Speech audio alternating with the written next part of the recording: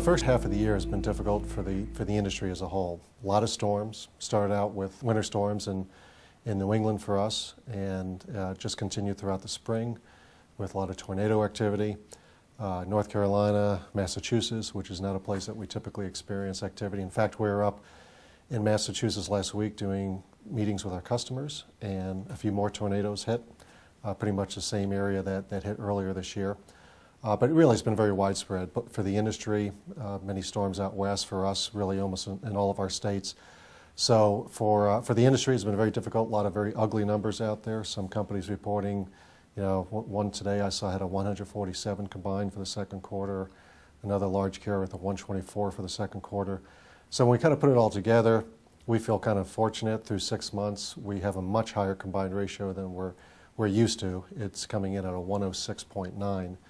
But it's almost primarily due to the storm activity. We've had 16 cats this year against typically a couple by this time.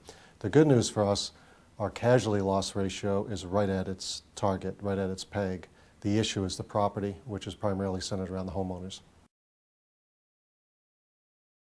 While our loss ratio is about 9 points higher than last year and what we anticipate, the bottom line is still okay. We added almost $10 million to surplus through the first 6 months, not what we expected to in our plan, but we still were able to have a positive result. And that's primarily as a result of the great performance out of our investment portfolio from our investment managers. Our result was about a $5 million variance, positive variance to plan through June.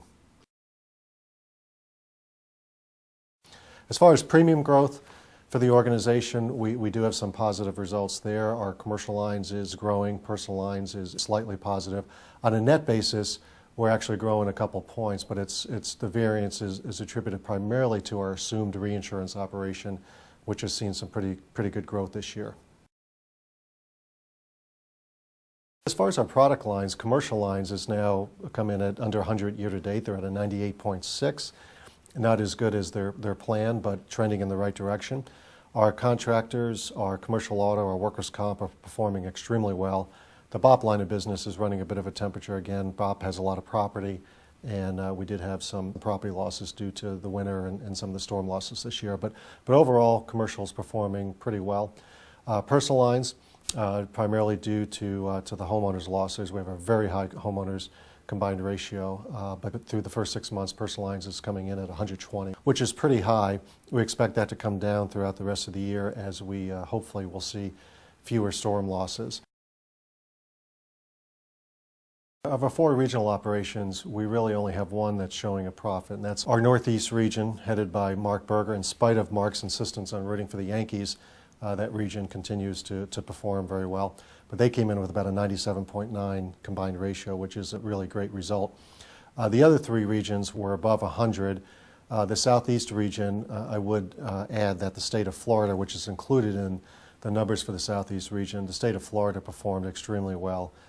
Their combined ratio was well under 100, where it needs to be because of the potential of hurricanes. So, but there were some other states in the Southeast region that didn't perform very well.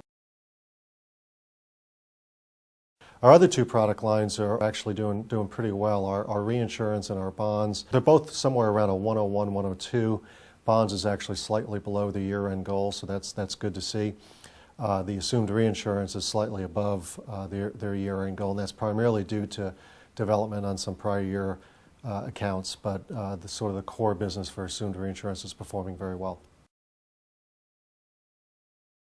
Well, we have some great news. We received an award here recently that we didn't pay for and we didn't ask for, which is the best kind of award to get. And that's the Ward's Top 50. Ward's is a insurance industry benchmarking firm. In this particular award, they look at over 3,000 property casualty insurance companies in the United States.